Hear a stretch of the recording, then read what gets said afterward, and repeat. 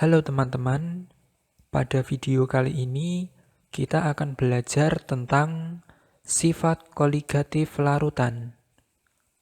Tanpa berpanjang lebar, langsung saja kita masuk ke materi. Sifat koligatif larutan. Sifat larutan berbeda dengan sifat pelarut murninya. Sebagai contoh, kita bandingkan sifat larutan NaCl dan air murni.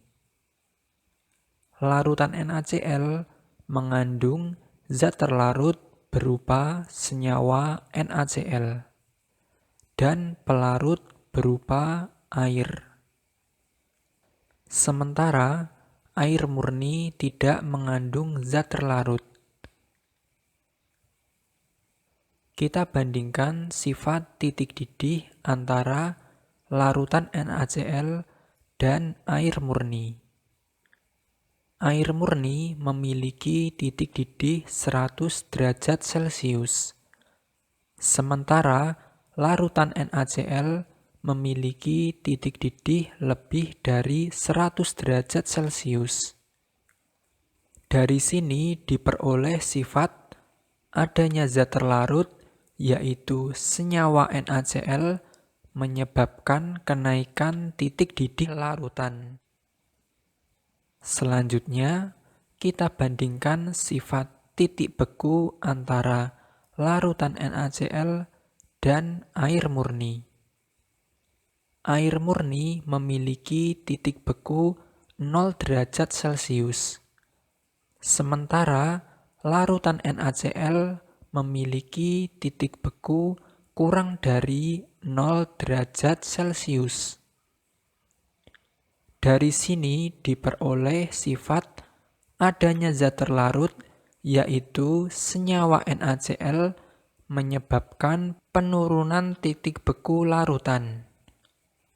Kenaikan titik didih dan penurunan titik beku merupakan contoh sifat koligatif larutan. Apa itu sifat koligatif larutan? Sifat koligatif larutan adalah sifat yang tergantung pada jumlah partikel zat terlarut dan tidak bergantung pada jenis partikelnya. Sehingga larutan yang berbeda jika memiliki jumlah partikel yang sama akan memiliki sifat koligatif yang sama. Sebagai contoh, larutan NaCl 0,1 molar, larutan HCl 0,1 molar, dan larutan glukosa 0,2 molar. Ketiga larutan ini memiliki jenis partikel yang berbeda, tetapi memiliki jumlah partikel yang sama. Sehingga ketiga larutan ini memiliki sifat koligatif yang sama.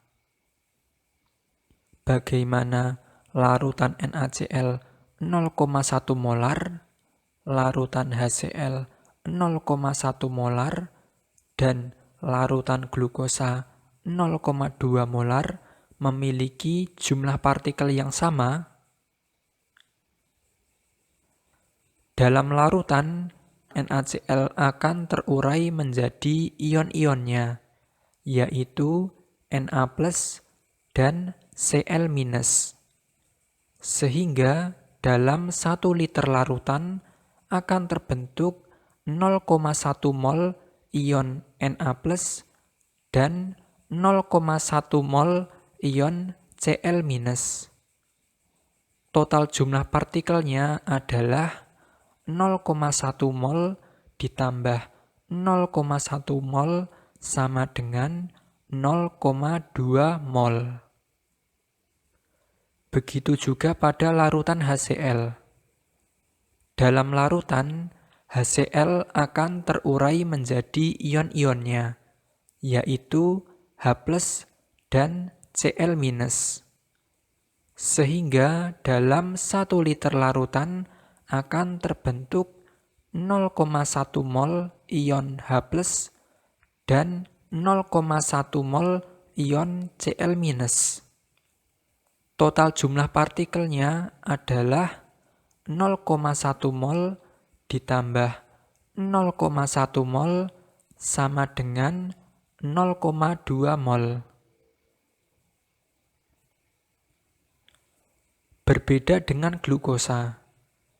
Glukosa merupakan larutan non-elektrolit, sehingga di dalam larutan glukosa tidak terurai menjadi ion-ionnya, tetapi hanya terpecah menjadi molekul-molekul glukosa, sehingga dalam 1 liter larutan mengandung 0,2 mol glukosa. Total jumlah partikelnya adalah 0,2 mol. Dari penjelasan ini, larutan NaCl 0,1 molar, larutan HCl 0,1 molar, dan larutan glukosa 0,2 molar memiliki jumlah partikel yang sama, yaitu sama-sama memiliki jumlah partikel 0,2 mol dalam 1 liter larutan.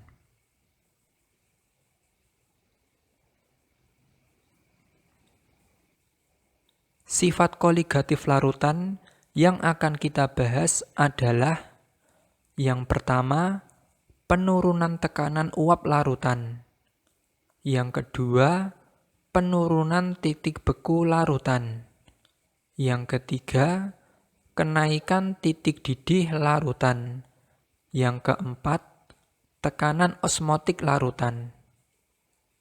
Apa itu penurunan tekanan uap larutan? Apa itu penurunan titik beku larutan?